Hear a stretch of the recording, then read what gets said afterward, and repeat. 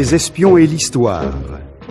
Une émission de Madeleine Ricot, réalisée par Evelyne Frémy.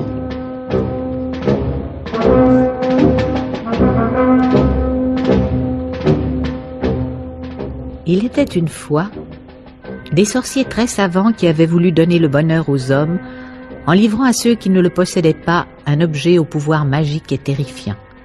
Gage, pensait-il, de paix universelle et éternelle. C'est ce conte, ou plutôt cette histoire d'espionnage philosophique, que nous avons commencé à vous raconter la semaine dernière en relatant les actes d'un de ces savants sorciers, le docteur Alan Nunme, qui dans ce but avait choisi de trahir sa patrie, l'Angleterre, ainsi que les alliés américains de celle-ci. Démasqué, Nunme avait été condamné à 10 ans de prison en 1946 pour avoir livré des renseignements importants concernant la bombe atomique et surtout des échantillons d'uranium-233 et 235 aux soviétiques. Aujourd'hui, nous allons essayer de suivre les pensées et les actes d'un autre savant, espion idéaliste, dont certains assurent qu'il fut le plus grand des espions, car les renseignements fournis par lui à l'URSS auraient fait basculer l'équilibre mondial des forces.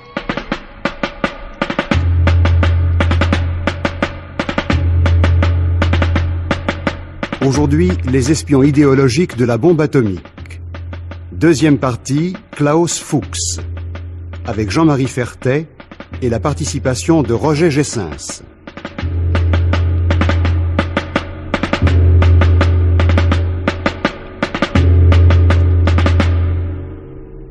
Il est vraiment heureux que ce docteur Alan Nunme, qui vient d'être arrêté à Londres, ne soit jamais venu ici. Vous avez raison, John. Car tous les savants de Los Alamos qu'il aurait fréquentés auraient pu être suspectés et soumis à d'interminables enquêtes. Même nous, vos femmes, messieurs, nous qui l'aurions invité à nos soirées. Au fait, quelqu'un d'entre nous a-t-il connu ce Nunme? Car il s'est rendu à Chicago, je crois, plusieurs fois en 1944. Au Manhattan Engineer District, où nombre d'entre nous sont passés avant de venir vivre dans ce désert de Los Alamos. Je l'ai effectivement rencontré à Chicago. Moi aussi. J'ai dîné et passé la soirée 2 ou 3 fois avec lui. Et comment était-il? Si parfaitement ordinaire que l'on n'aurait jamais pu se douter que c'était un espion. Mais encore.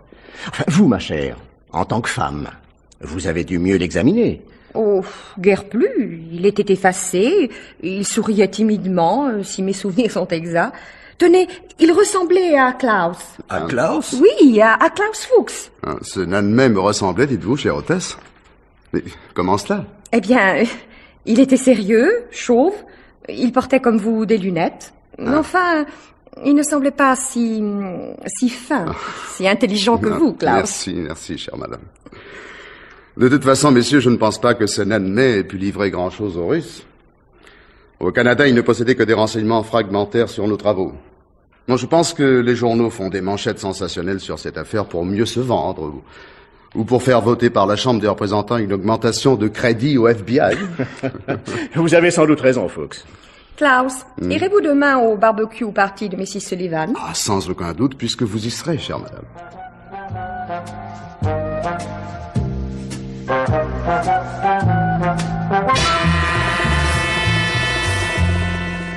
Docteur Bert, je suis venu vous faire mes adieux. Je dois prendre l'avion pour Londres le 16 juin et si je ne veux pas le manquer, je dois quitter Los Alamos aujourd'hui. Je suis navré de vous voir partir, Fuchs. Et je tiens à vous dire combien votre travail nous a satisfait. Vos recherches sur la diffusion gazeuse ont contribué magnifiquement au résultat final, cette explosion du 16 juillet de l'année passée. Nous vous regretterons beaucoup, Klaus. Car ici, nous vous estimons. Et nous vous aimons tous beaucoup. Je regretterai moi aussi, docteur Bert, la vie d'équipe. La vie si particulière que j'ai menée à Los Alamos pendant 2 ans. Bon, je pense que vous allez retrouver à peu près le même genre de vie à Harwell. Oui, sans doute. C'est à notre tour en Angleterre de fabriquer nos bombes. Et je suis certain que le poste de chef du service de physique théorique de l'énergie atomique sera passionnant. En plus du fait qu'il m'assure une position importante et bien rémunérée. Vous le méritez, Fuchs. Et j'en suis heureux pour vous, malgré le regret que j'éprouve à vous voir partir.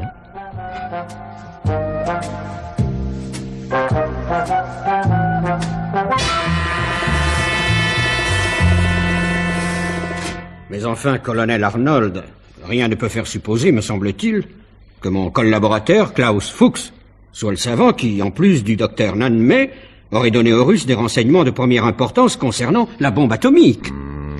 Rien en effet, Sir Cockcroft. Si ce n'est le fait que le FBI a été informé dans le courant de cet été que ce savant était anglais et qu'il aurait séjourné aux USA il y a 3 ans. Fuchs n'est pas le seul à avoir travaillé à Los Alamos. Oui, mais pour l'instant, il est le seul à correspondre à peu près aux caractéristiques fournies au FBI et que cet organisme nous a retransmises. En tant qu'officier chargé de la sécurité d'Hardwell, j'ai donc immédiatement rouvert le dossier que j'avais établi sur Klaus Fuchs lors de la fondation du centre et de l'engagement de ce physicien en 1946. Oui. Avez-vous trouvé un indice dans ce dossier qui puisse confirmer les soupçons du FBI? Non. Non, rien que ce qui avait déjà attiré mon attention alors. La nationalité d'origine de Fuchs? Non. Le fait qu'il soit né à Rüsselsheim, en Allemagne, en 1911, d'un père pasteur luthérien, quaker et pacifiste, que ce père ait été persécuté par les nazis, que lui-même ait dû, pour échapper à la Gestapo, fuir l'Allemagne en septembre 1933 et se réfugier en Angleterre, tout cela ne le désigne pas plus que tant d'autres réfugiés de cette époque à la suspicion. Pourtant, il semble bien, d'après un rapport du consul allemand à Bristol, envoyé au directeur de la police de cette ville, que Fuchs ait dû fuir l'Allemagne parce qu'il était non pas social-démocrate comme son père, mais communiste. Mais, colonel Arnold, si ce rapport était dans le dossier de Fuchs en 1946, pourquoi n'en avoir pas tenu compte? J'en ai tenu compte, mais rien, absolument rien, n'est venu confirmer cette appartenance politique. Depuis son arrivée en Angleterre, Klaus Fuchs n'a cessé de travailler avec une ardeur incroyable et dans des conditions très difficiles.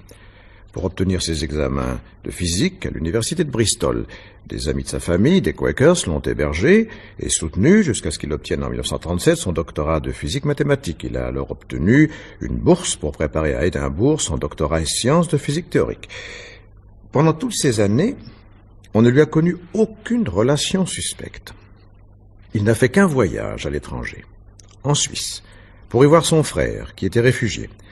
Aussi, sa demande de naturalisation en 1939 n'avait aucune raison d'être refusée. Malheureusement, elle avait été formulée en juillet 1939. Lorsque la guerre fut déclarée en septembre, elle fut bien entendu mise en attente.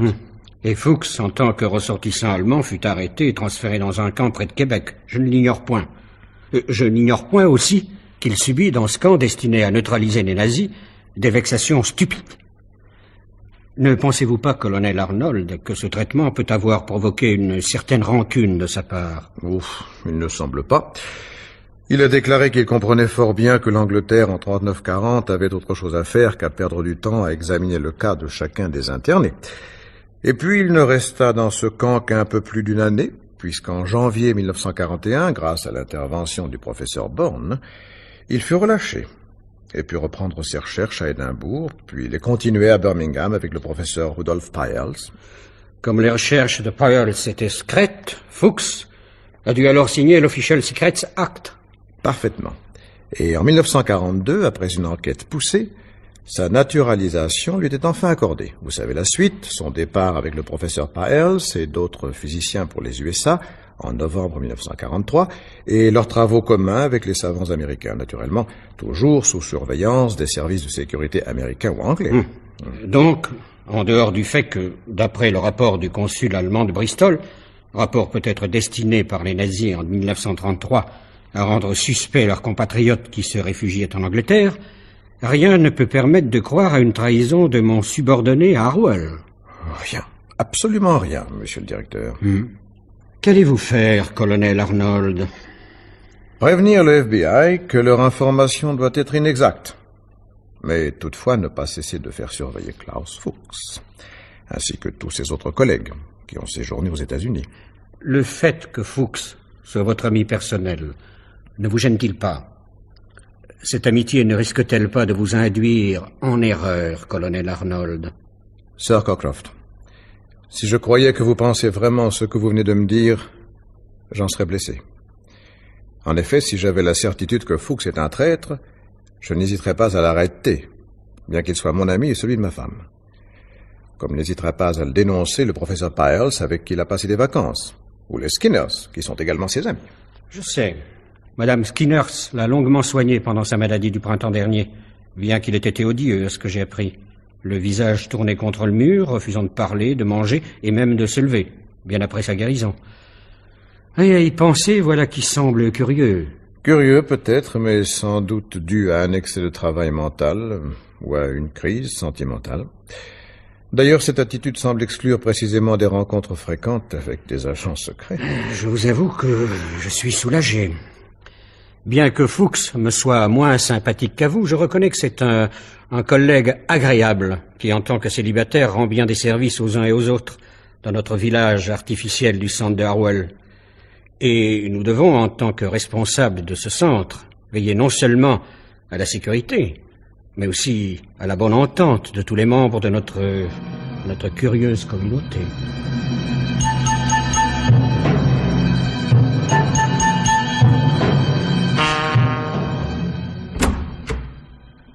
Colonel Arnold, pourrais-je vous parler? Mais bien sûr, Fuchs. Alors, de quoi s'agit-il? Votre comité d'organisation sociale d'Harwell vous pose-t-il un problème? Je doute que vous ne puissiez le résoudre sans mon aide. Non, tout va bien de ce côté. Non, c'est moi qui ai besoin d'un conseil. À quel propos? Mais je viens de recevoir une lettre de mon père. Vous savez qu'il résidait à Francfort. Or, on lui offre, m'écrit-il, une chaire de théologie à Leipzig. En zone russe? Précisément. Mais je redoute que mon père, du fait de ma situation à Harwell, ne rencontre des difficultés. Vous savez combien mon père a souffert avec le suicide de ma mère, la folie et le suicide de ma sœur, et l'exil de ses 2 fils. Non, je ne voudrais pas, à l'heure où il peut enfin vivre tranquille, lui causer de nouveaux ennuis. Ne vaudrait-il pas mieux que je donne ma démission? Votre démission du centre? Oui, ma démission d'Harwell. Je ne puis vous conseiller, je le regrette, Fuchs. C'est à vous et à l'administration du centre d'en décider.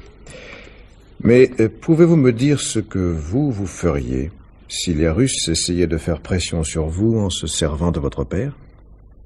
Je ne sais pas. Oui, vraiment, cela dépendrait des circonstances. On pourrait peut-être vous éloigner pour quelque temps d'Harwell. Vous procurer un poste dans une université? Oui, peut-être. Mais non, que ferait-on sans moi ici? Il n'y a personne pour faire mon travail, personne d'autre.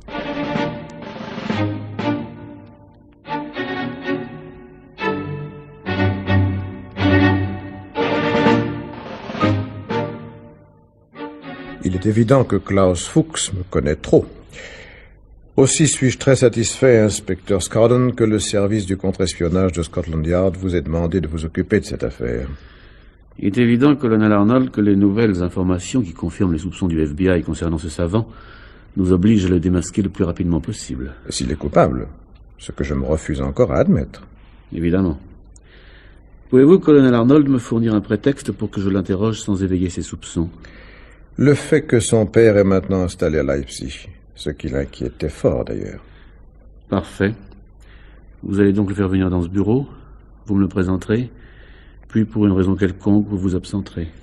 Je doute, inspecteur Scardon, que vous obteniez des aveux s'il est coupable, car Klaus Fuchs est supérieurement intelligent. Et en admettant qu'il soit le traître recherché, il doit être sur ses gardes. De plus, il doit posséder une force de caractère exceptionnelle pour avoir ainsi trompé tous ses collègues et ses amis pendant plusieurs années. Voyez-vous, Arnold, il y a des failles dans tous les caractères, failles dont on peut se servir.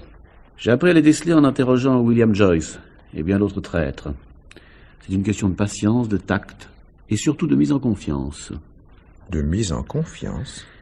C'est ma méthode avec ces intellectuels. Ce ne sont pas des malfaiteurs, des espions ordinaires. Ils ne sont pas mus par des sentiments de lucre, d'ambition, par des vices. Mais ce sont des idées qui les amènent à trahir. Je suis tout de même sceptique au sujet de votre méthode de mise en confiance, malgré la grande réputation qui est la vôtre, Scardon. J'espère que cette fois encore je saurai soutenir cette réputation, car c'est bien, si Fuchs est coupable, le cas le plus grave que j'aurais rencontré dans ma carrière au MI5.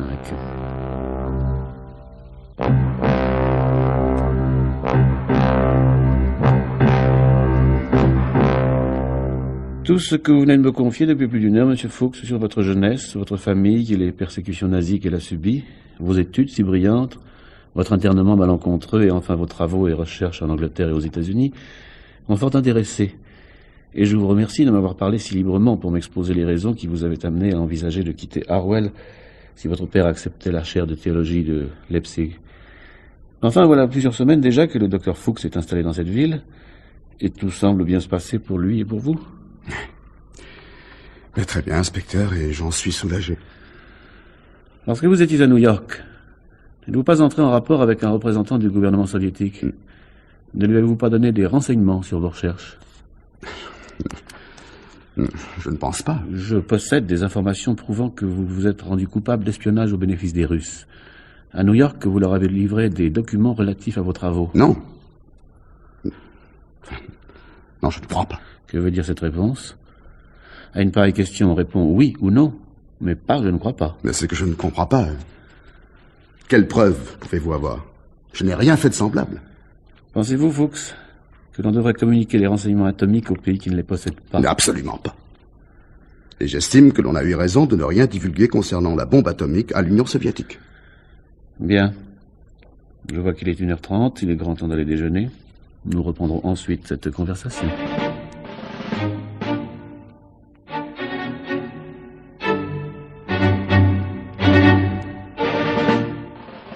Eh bien, inspecteur Scardon, Fuchs a-t-il avoué? Non, Sir Cockcroft. Pendant 4 heures, il n'a cessé de nier en me demandant de prouver ce que j'avançais. J'en étais bien incapable. Mais enfin, avez-vous acquis la conviction que c'était un traître? Non, je vous l'avoue. Mais s'il est coupable, vos interrogatoires auront éveillé ses craintes, et il peut fuir. Je ne l'ignore pas, colonel Arnold. C'est un risque que je veux courir car j'ai la conviction que cet homme traverse un conflit intérieur. Si on ne l'inquiète pas trop, si on le laisse passer Noël, dans quelques jours, dans l'ambiance amicale d'Harwell, il peut s'effondrer. Et se suicider? Cela aussi est possible. Mais que faire d'autre? Nous n'avons aucune preuve de sa culpabilité. Et s'il ne passe pas aux aveux, nous n'en aurons sans doute jamais. Mais il ne peut être question de le laisser accéder aux secrets vitaux d'Harwell.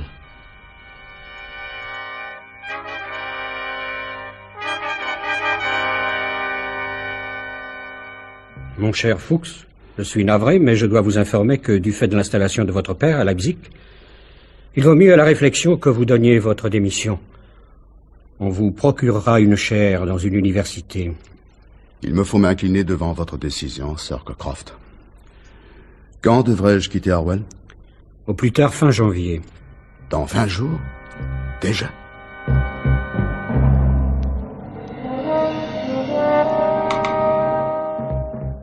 Arnold, je veux voir Scardon. Dites-lui de venir. J'ai quelque chose de nouveau à lui dire que je ne lui ai pas avoué dans les 5 interrogatoires conversations qu'il m'a fait subir depuis un mois. D'accord, Klaus, mais aujourd'hui c'est dimanche.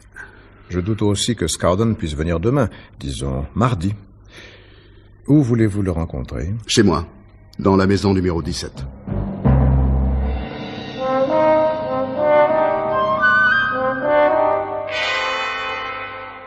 Vous venez, Fuchs, de me parler longuement de votre vie à Berlin, de vos amis d'Harwell, de ce travail que vous allez devoir quitter et du besoin que l'on a de vous ici.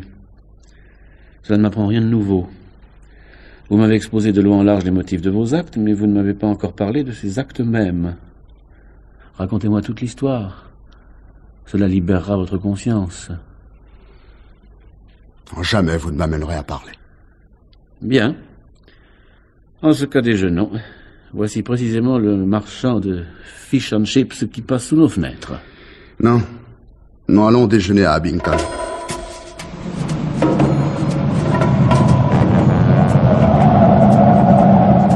Pour aller à Abington, Fuchs conduisit à une allure folle. Scardon ne dit pas un mot. Pendant le repas, les deux hommes échangèrent des potins sur Harwell. Au retour, par contre, fort calme, Fuchs roula à 20 à l'heure.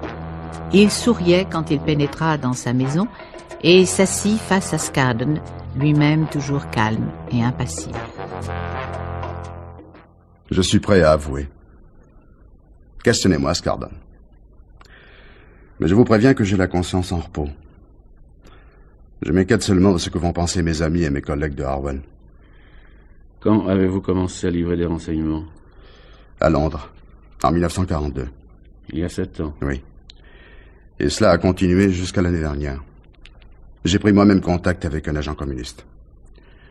Au début, je n'ai fourni que des renseignements sur mes propres travaux, et ce n'est que lorsque j'ai été aux États-Unis et que j'y ai rencontré Raymond que j'ai livré tout ce que j'apprenais concernant la bombe atomique. Où et quand avez-vous rencontré ce Raymond? J'ai toujours ignoré son vrai nom.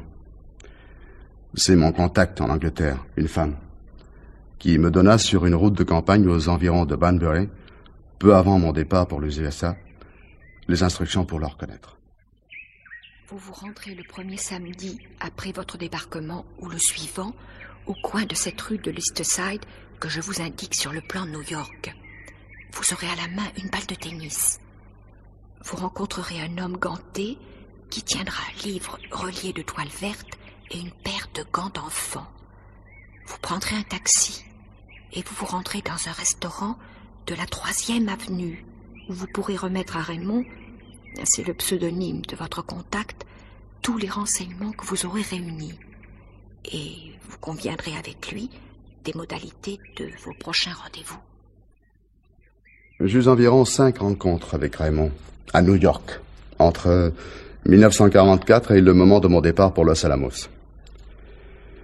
À ce moment-là, je devais me rendre au musée de Brooklyn, ou un peu plus tard, si j'en étais empêché, à Central Park. Mais je ne puis aller ni à l'une ni à l'autre de ces rencontres du fait de mon départ subi pour le désert du Nouveau-Mexique. Et aussi parce que j'avais décidé, étant donné le grand secret qui devait entourer nos travaux dirigés par le docteur Robert Oppenheimer, de ne rien divulguer de ces travaux aux soviétiques. Mais vous venez de m'avouer que vous avez pourtant livré des renseignements pendant 7 ans. Oui. Oui, car j'ai recommencé lorsque Raymond eut retrouvé ma trace. Je suis, Madame Heinemann, un ami de votre frère. J'ai besoin de le voir d'urgence. On m'a dit à son appartement de la 77e rue qu'il était parti. Savez-vous pour quel endroit? Klaus ne me l'a pas dit. Ah, je sais seulement qu'il est parti pour un endroit dans le sud-ouest, oui. Ah, mais il m'a promis de venir passer les fêtes de Noël avec nous, s'il le peut. En ce cas, voulez-vous lui demander de me téléphoner dès qu'il arrivera à ce numéro que je vous remets sous enveloppe? Mais volontiers. J'ai ainsi revu Raymond à Boston et je lui ai remis des notes concernant la bombe à plutonium. Nous avons pris également rendez-vous pour l'été. Raymond devait me retrouver le 2 juin 1945 à 4 heures sur le pont de Castille, à Santa Fe.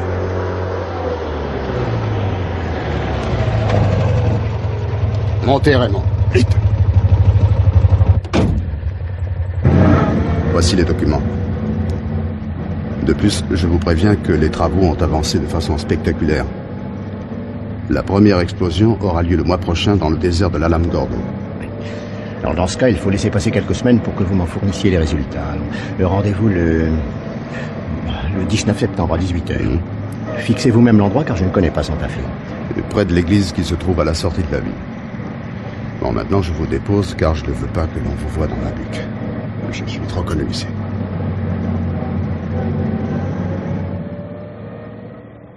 Je prétextais pour ce rendez-vous du 19 septembre mon désir d'aller chercher du whisky à Santa Fe pour une soirée que nous avions organisée.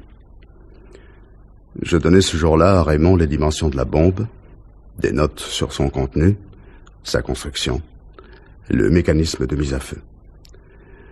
Mais je le prévins aussi que j'allais rentrer en Angleterre et nous prîmes les dispositions nécessaires pour les rencontres que j'aurais à Londres.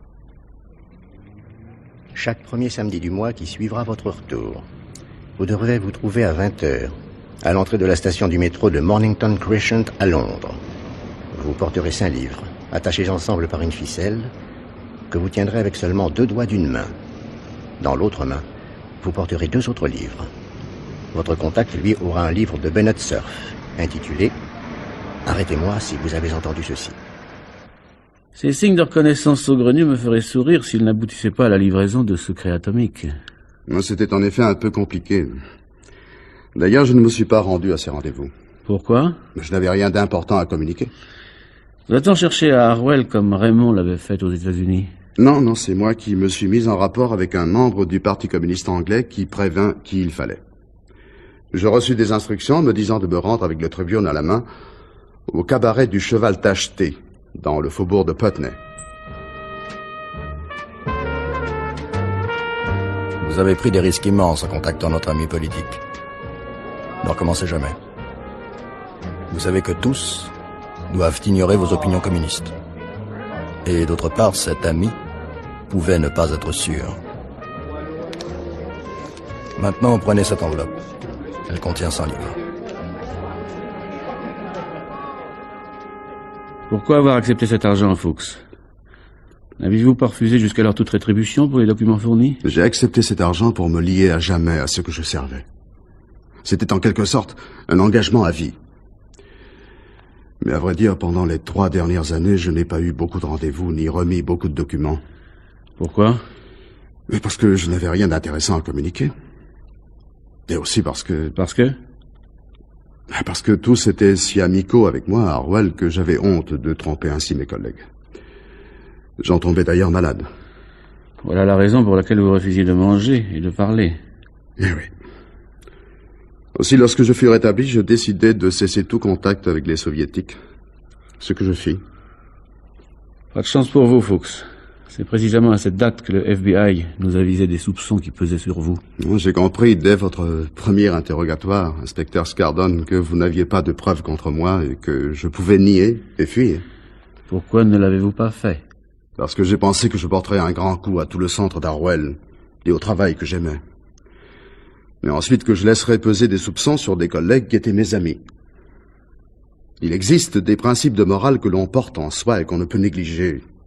Il faut, que l'on agisse bien ou mal, être en accord avec soi-même. Je suis toujours communiste sincère. Mais je suis arrivé aussi à l'idée qu'en Russie, ce n'est pas le vrai communisme qui est appliqué. Vous allez mettre tout ce que vous venez de me confier par écrit. Je reviendrai après-demain. En attendant, vous continuez vos travaux. Seul le colonel Arnold sera mis au courant de vos aveux. Que va-t-il penser de moi? Ne vous inquiétez pas de cela. Le 27 janvier, au ministère de la Guerre, Klaus Fuchs dictait ses aveux et les signait.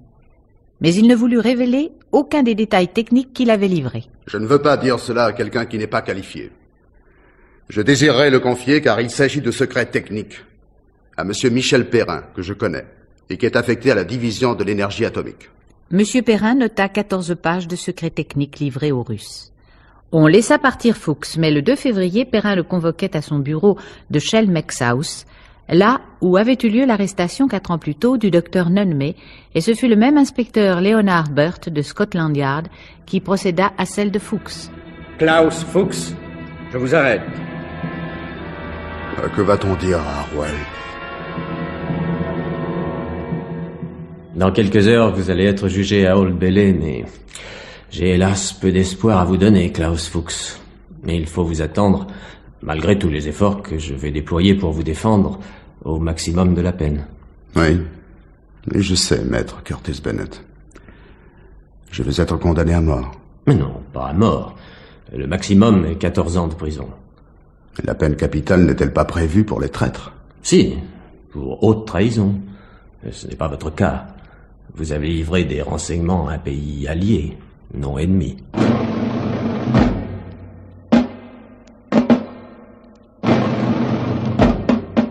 Cet homme n'est pas fou. Il est sain d'esprit, mais c'est un savant. Un savant est un homme à qui l'on apprend que A plus B égale C.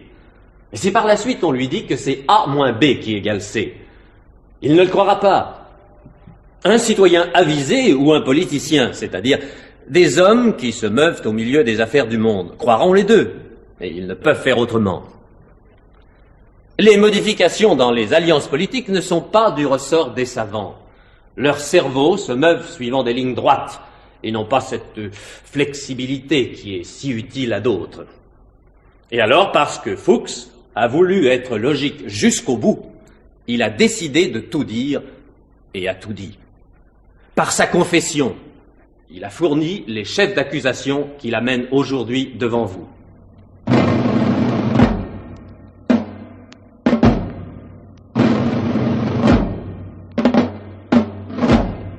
My Lord, j'ai commis des crimes pour lesquels je m'attends à être condamné.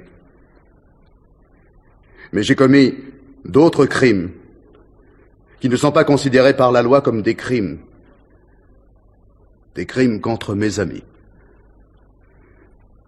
Si j'ai demandé à mon avocat d'exposer certains faits, ce n'est pas dans le but d'alléger ma condamnation, mais pour racheter ces derniers crimes.